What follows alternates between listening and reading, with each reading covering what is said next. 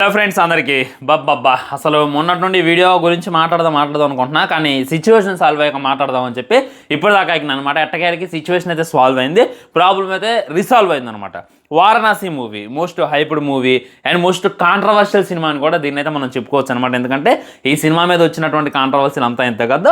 So globe trotter full event మీరు observe చేసినట్లయితే only ఇంగ్లీష్లో ఆ ట్రైలర్ లైక్ టైటిల్ అనౌన్స్మెంట్ ఆ ట్రైలర్ లాంటిది అబ్జర్వ్ చేసిన, ఆ 100 అడుగుల ఎల్ఈడి స్క్రీన్లో పట్టది అబ్జర్వ్ చేసిన, మన రాజమౌళి గారు మనకు చూపించింది అబ్జర్వ్ చేసిన, తెలుగులో ఎక్కడ కూడా వారణాసి అనేటటువంటిది పల్ల మీరు అబ్జర్వ్ చేసేవాళ్ళతో మొత్తం ఈవెంట్ మొత్తం చెక్ చేసుకోండి. అటు ఇటు ఒక 3 times ప్లే చేస్తుంటారు, 3 times కూడా ఇంగ్లీష్లోనే వారణాసి అని పడ్డది, తెలుగులో వారణాసి అని పల్ల. ఇప్పుడు బాహుబలి అనేటటువంటిది తెలుగులో పడ్డది, RRR అనేటటువంటిది ఓన్లీ ఇంగ్లీష్లో పడ్డది అండి, అది తెలుగులో బాగోదు. సో ఎందుకు పర్లేదు అనేటటువంటిది ఎప్పుడు నేను ఆలోచించాను, నేనైతే అప్పుడే ఆలోచించిన అసలు ఏం జరిగింది, వారణాసి అనేటటువంటిది తెలుగులో ఎందుకు రాయలేదు మన చక్కన్న అనేటటువంటిది నాకు అప్పుడే వచ్చింది. ఆ తర్వాత రీసెర్చ్ చేస్తే నాకు కొన్ని విషయాలు అయితే తెలిసాయి. అదేంటి అని అంటే వారణాసి అనేటటువంటి టైటిల్ని ఆల్రెడీ టాలీవుడ్లోనే ఒక చిన్న డైరెక్టర్ ఎవరో ఊరు పేరు లేనటువంటి ఒక ఆయన దాన్ని ఆల్రెడీ రిజర్వ్ చేసుకున్నంట చాలా రోజుల క్రితం. ఈ విధమైనటువంటి టైటిల్తో నేను సినిమా తీయాలి అనేటటువంటిది ఆయన చాలా రోజుల క్రితం టాలీవుడ్లో ఉంటుంది కదా కాపీరైట్ లైక్ ఆయన అయితే మొత్తం రిజర్వేషన్ అయితే దాన్ని చేపించేసుకున్నంట. చేపించుకున్న తర్వాత మన రాజమౌళి గారికి తెలియక దానికి వారణాసి అనేటటువంటిది పెట్టారు. ఎప్పుడైతే దాన్ని రివీల్ చేద్దామని అనుకున్నారో ఆ తర్వాత దానికి టాలీవుడ్ ఫెడరేషన్ నుండి కంప్లైంట్ లాంటిది అయితే ఇదేందంట. ఈ విధంగా తెలుగులో చూసుకున్నట్టయితే ఒక ఆయన ఆల్రెడీ దాన్ని పెట్టుకున్నాడు అని చెప్పి అనడంతో ఇక చేసేది ఏం లేక ఆల్రెడీ ఆ టైటిల్ ఆ సినిమాకి 100% ఫిక్స్. సో ఇక వేరే మార్చేటటువంటి అవకాశం లేక అన్ని లాంగ్వేజ్లో దాన్ని అనౌన్స్ చేసి ఇంగ్లీష్లో దాన్ని పెట్టి తెలుగులో అయితే పెట్టలేదు అనమాట. ఈ విధంగా ఇప్పుడు డైరెక్ట్గా వారణాసి అనేటటువంటిది ఆ ట్రైలర్లో తెలుగు సబ్ టైటిల్స్తో పెట్టినట్టయితే డైరెక్ట్గా కాపీరైట్ అయితే పడేది, సినిమా మీద కేసు అయితే ఫైల్ అయ్యేది. అందుకే తెలివిగా ఆలోచించి చక్కని అన్ని లాంగ్వేజ్లో పెట్టింది కానీ తెలుగులో అయితే పెట్టలేదు అనమాట. సో దానికి సంబంధించి రిసాల్వ్ ఎలా జరిగింది అనేటటువంటి మాట్లాడుకునే ముందు సినిమా మీద వచ్చినటువంటి కాంట్రవర్సీలు అన్నిటి గురించి ఒకసారి డిస్కషన్ చేసుకునేటటువంటి ప్రయత్నం చేద్దాం. మొట్టమొదట కాంట్రవర్సీ ఎక్కడ మొదలైందంటే మన రాజమౌళి గారు ఇచ్చినటువంటి స్పీచ్. ఆయన హనుమంతుల వారు ఇదేనా రాదుకునేది అది ఇది అని చెప్పి ఆయన అయితే అన్నాడు అనమాట. దాని మీద వానర సైన్యం అయి ఉండొచ్చు, హిందూ సంఘాలు అయి ఉండొచ్చు, బండి సంజయ్ అయి ఉండొచ్చు, అండ్ మన రాజసింగ్ గారు అయి ఉండొచ్చు, బీజేపీ నేతలు అయి ఉండొచ్చు, చాలా మంది చాలా అంటే చాలా ఘోరంగా ఫెయిర్ అయ్యారనమాట. మామూలుగా ఆయన వేసుకోలేదు, డైరెక్ట్గా ఆయన్ని పచ్చి బూతులు తిట్టుకుంటాను, నీ సినిమా ఆపేస్తాం, నీకు అంత పొగరేంది, అంత పొగరు నీకు పనికిరాదు, దేవుణ్ణే నమ్మనోడివి నువ్వే దేవుడి గురించి మాట్లాడేది అని చెప్పి కూడా చాలామంది అన్నారనమాట. ఈ విధంగా చాలా కాంట్రవర్సీలు జరిగాయి, వాటికి కూడా మనం గట్టి సమాధానం చెప్పాం. మళ్ళీ సమాధానం చెప్తా. శ్రీరామదాసు సినిమాలో ఒక సాంగ్ వినండి. ఆ సాంగ్ విన్నాక ఒక భక్తుడు లైక్ మనం దేవుణ్ణి క్వశ్చన్ చేయొచ్చా లేదా అని అంటే 100% ఆ రైట్ ప్రతి ఒక్కరికి ఉంది. ఇస్లాంలో ఉంది, క్రిస్టియానిటీలో ఉంది, హైందవులో ఇంకెక్కువ ఫ్రీడమ్ ఉంది అనేటటువంటిది మన పురాణాలు చెప్తూనే ఉంటాయి అనమాట. శ్రీరామదాసులో డైరెక్ట్గా రాముల వారిని ఎలా క్వశ్చన్ చేస్తారు శ్రీరామదాసు, ఎందుకు ఆ రైట్ ఏంటంటే దేవుణ్ణి క్వశ్చన్ చేసేటటువంటి రైట్ ఉంది, ఉండా లేడా అనేటటువంటి క్వశ్చన్, ఉంటే నువ్వు ఎలా ఉన్నావు అనేటటువంటిది. అర్జునుల వారు అడుగుతారు కదా శ్రీకృష్ణ వారు ఎలా క్వశ్చన్ చేస్తారో అలా క్వశ్చన్ చేసేటటువంటి రైట్ ఉంది అనేటటువంటి ఆన్సర్ కూడా మనమైతే ఇచ్చేసాం అనమాట. సో హనుమంతుల వారిని ఇక్కడ ఏంటంటే హనుమంతుల వారిని మన రాజమౌళి నమ్మడు కదా, మరి ఆయన ఎందుకు క్వశ్చన్ చేయాలి అని అంటే నమ్మడం అనేటటువంటి సెకండరీ, కానీ ఆయనకి చాలా ఇష్టం. ఆ డైలాగ్ వేసిన తర్వాత మళ్ళీ ఏం చెప్పిండు, నాకు మహాభారతం అన్నా రామాయణం అన్నా చాలా ఇష్టమని అనేటటువంటి మాట కూడా చెప్పింది కదా, అది కూడా మనమైతే అబ్జర్వ్ చేయాలి. ఈ విధంగా మాట్లాడే కొద్దీ వస్తూనే ఉంటాయి అనమాట దీని విధంగా.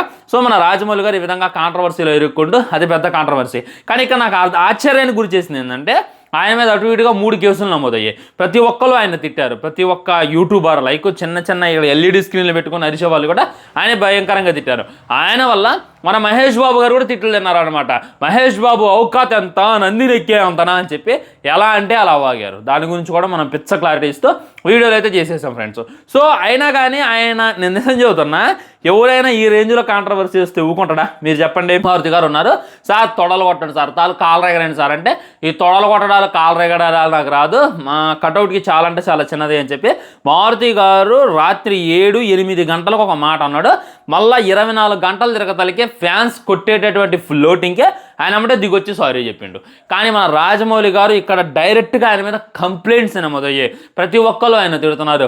ఆయన ఎంటేగా ఉన్నట్టుగా లేరు, కనీసం ముందుకు వచ్చి ఒక సారీ చెప్పలేదు, కనీసం ముందు వచ్చి ఒక అపాలజీ కూడా తెలియజేయలేదు అని అంటే ఆయన గుద్దలో పొగరు ఎంత ఉంది అనేటటువంటిది. లైక్ ఆ టాలెంట్ ఉన్నాడు, ఆ పొగరు ఉంటుంది భయ్యా. మీరు ఇప్పుడు అనొచ్చు రేపు సినిమా ఆపుతాం, కానీ ఎవడు ఆపలేడు. ఎందుకంటే వన్స్ రిలీజ్ అయిన తర్వాత ఆ శ్రీరామచంద్రులాగా మా మహేష్ బాబు అన్న ఎలా ఉన్నాడ్రా అనేటటువంటిది చూడడానికి ప్రతి ఒక్కరు ఎగబడతారు. ఆయనకు తెలుసు ఆయన దగ్గర టాలెంట్ ఉంది. ఇప్పుడు నన్ను టాలీవుడ్ వాళ్ళు బహిష్కరిస్తారా, ఉఫ్ నేను బాలీవుడ్కి వెళ్తా. బాలీవుడ్ వాళ్ళు పరిష్కరిస్తారా? హాలీవుడ్ వెళ్తా. హాలీవుడ్లో నేను ఏదేం చేయగలను, నేను ఒక్క లాంగ్వేజ్ని అయితే నమ్ముకోలేను అని చెప్పి సందీప్ రెడ్డి వంగ గారు బయటకు చెప్పారు. మన రాజమౌళి గారు బయటకు చెప్పలేదు అనేటటువంటి ఫీలింగ్ అయితే నాకు కలిగిందనమాట. ఆయన దగ్గర టాలెంట్ ఉంది, ఆయన్ని మీరు వద్దు, మేము ఆయన సినిమాలు బాయ్కాట్ చేస్తాం అని చెప్పి ఇక్కడ అరిచినంత మాత్రాన ఆయనకి ఒరిగేది ఏం లేదు. డైరెక్ట్గా బాలీవుడ్లో పిలిస్తే బొట్టు పెట్టి నువ్వు మా హీరోతోది నీకు ఒక 2,000-3,000 కోట్లు ఇచ్చేస్తావు, నీకు నచ్చినటువంటి రెమ్యునరేషన్ తీసుకో, అయినా అది మాకు సంబంధం లేదు, ఒక సినిమా తీ అని చెప్పి బాలీవుడ్లో ఉన్నటువంటి పెద్ద పెద్ద ప్రొడక్షన్స్ అయితే ఆయన కాళ్ళు పట్టుకోవడానికి రెడీగా ఉన్నారు. అలాంటిది ఆయన బాయ్కాట్ చేయడం వల్ల వచ్చేటటువంటి నష్టం మీకు, నాకు కాదు అనేటటువంటి ఆయన కాన్ఫిడెంట్. అందుకే ఆయన దిగొచ్చి సారీ కూడా చెప్పలేదు. ఎక్కడైతే ఆయన పొగరకైతే నేను ఫిదా అయిపోయాను ఫ్రెండ్స్, ఇది మస్ట్లీ హానెస్ట్లీ. అండ్ ఈ విధంగా రకరకాలమైనటువంటి కాంట్రవర్సీలు జరిగాయి. మరి ఈ కాంట్రవర్సీని, ఈ యొక్క ఇష్యూని రాజమౌళి గారు చాలా అంటే చాలా తెలివిగా రిజాల్వ్ అయితే చేసింది అనమాట. అదేంటి అంటే మొత్తం లాంగ్వేజ్లో, మొత్తం పాన్ వరల్డ్లో రిలీజ్ అవుతుంది కదా, 129 దేశాల్లో చూసుకున్నట్లయితే సినిమా పేరు జస్ట్ ఏ వారణాసి అనేటటువంటిది ఉంటుంది. కానీ ఒక్క తెలుగులో చూసుకున్నట్లయితే ఎస్ఎస్ రాజమౌళిస్ వారణాసి అనేటటువంటి టైటిల్ పెడతారు అని చెప్పి కన్ఫర్మ్ చేసేసారనమాట. అదేంది, ఏదైనా హీరో పేరు హైలైట్ చేయాలి, హీరో పేరు ఉండాలి, హీరో పేరు లేకుండా రాజమౌళిస్ నేమ్ ఉండమైంది తెలుగులో అని చెప్పి మహేష్ బాబు గారి ఫ్యాన్స్ గాబరాపడుతున్నారు. దానికి తగ్గట్టు చాలామంది ట్రోల్ చేయడం కూడా మనం చూడొచ్చు అనమాట. వాళ్ళు ఒకసారి ప్రీవియస్కి వెళ్ళండి, బాహుబలి టైటిల్ అబ్జర్వ్ చేయండి, రాజమౌళిస్ బాహుబలి ఉందా లేదా, త్రిబుల్ ఆర్ అబ్జర్వ్ చేయండి, రాజమౌళిస్ త్రిబుల్ ఆర్ ఉందా లేదా, ఈ విధంగా. కాకపోతే అవన్నీ సినిమా లైక్ మనం ప్రొడక్షన్ ఉంటుంది కదా, మీరు ఒక యూవి సర్టిఫికేట్ అని చెప్పి సెన్సార్ సర్టిఫికేట్ పడిద్ది, దాంట్లో చూసుకున్నట్లయితే డైరెక్ట్గా పడిద్ది, లైక్ ఆ టైటిలే పడిద్ది అనమాట. ఇప్పుడు త్రిబుల్ ఆర్ అనేటటువంటి బాహుబలి అనేటటువంటి టైటిల్ పడిద్ది. కానీ ఈసారి ఆ సర్టిఫికేట్లో చూసుకున్నట్లయితే ఓన్లీ మనం తెలుగులో ఎస్ఎస్ రాజమౌళిస్ వారణాసి అనేటటువంటిది పడబోతుంది. సో దీనికి గల కారణం ఏంది అని అంటే ఆ కాపీరైట్ నుండి తప్పించుకోవడానికి అతను ఒప్పుకోవట్లేదంట. ఎంత డబ్బిస్తా అన్నా కానీ నేను ఆల్రెడీ ఆ టైటిల్ని రిజర్వ్ చేసుకున్నా, నేను ఆల్రెడీ ఆ టైటిల్ని బుక్ చేసుకున్నా, అదే రకమైనటువంటి టైటిల్తో నేను సినిమా తెస్తా, కాబట్టి నేనైతే వెనక్కి తీసుకొని నాకు మీరు డబ్బులు ఇచ్చినా అక్కర్లేదు అని చెప్పి ఆయన తెలియజేయడంతో ఇంకా వేరే ఆప్షన్ లేక ఎస్ఎస్ రాజమౌళిస్ వారణాసి అనేటటువంటి టైటిల్ తెలుగులో ఫిక్స్ చేసినట్టు మనకైతే తెలుస్తుంది. నాకు ఇక్కడ అర్థం కాని ఏంటంటే మహేష్ బాబుస్ అని పెట్టొచ్చుగా అని చెప్పి మీకు అనిపించచ్చు, నాకు కూడా అనిపించచ్చు. కానీ రాజమౌళి అనేటటువంటిది ఒక బిగ్గెస్ట్ బ్రాండ్, ఆ బ్రాండ్ పెడితే ఇంకా బేబచ్చంగా పైసలు వస్తాయి, బేబచ్చంగా హైప్ వస్తుంది అనేటటువంటిది 100% గుర్తుపెట్టుకోండి. And a Sandeep Reddy Vanga's films అని చెప్పి యానిమల్, అర్జున్ రెడ్డి లాంటి, కబీర్ సింగ్ లాంటివి కూడా పడ్డాయి అనమాట. దీనివల్ల ఏం ఫరక పడుతుంది, దీనివల్ల మహేష్ బాబు అన్నకి ఇదేం తెలియదు, రాజమౌళి గారు చూపించేవాడు. సో మొత్తం కనబడేది మన మహేష్ బాబే కదా, ఆయనే కదా యాక్టింగ్ చేయాలని, ఇలా చెయ్యి మహేష్ అని చెప్పి చూపించగలడు, అంతేగాని దగ్గర నుండి చేపిలేడు కదా. అదే విధంగా మన మహేష్ బాబు అన్నకే మంచి పేరు వస్తుంది, మహేష్ బాబు అన్నకే మంచిది వస్తుంది అని చెప్పి అందరూ గుర్తుపెట్టుకోండి అనమాట. దీనివల్ల ఏం కాదు, మహేష్ బాబు ఫ్యాన్స్ అసలే కాబరపడమాకండి.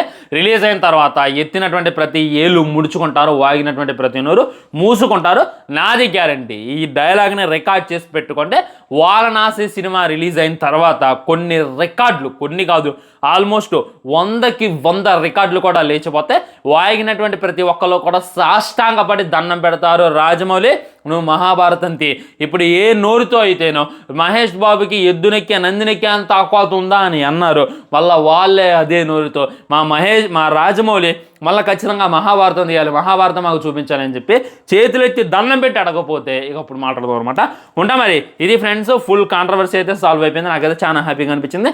ఈ షేర్ చేసుకోవడానికి అయితే మీ ముందుకు ఇలా రావడం జరిగింది. దీని మీద మీ కామెంట్ కూడా తెలియజేయండి. లైక్ చేయండి, షేర్ చేయండి, ఛానల్ సబ్స్క్రైబ్ చేయండి. మాత్రం జై హింద్.